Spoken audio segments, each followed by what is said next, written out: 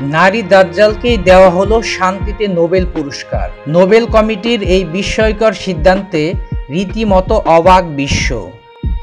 ভেনেজুয়েলায় গণতান্ত্রিক অধিকার রক্ষার নামে ভণ্ডামি করা বিরোধীদলীয় নেতা মারিয়া ম্যাচাদোকে এবছর শান্তিতে নোবেল পুরস্কার দেন নরওয়ের Nobel committee.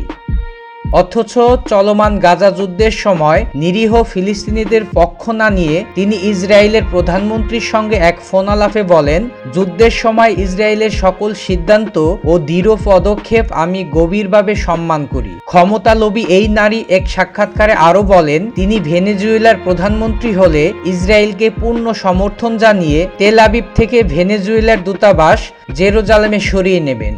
And I can announce this that our government will move our Israeli embassy to Jerusalem.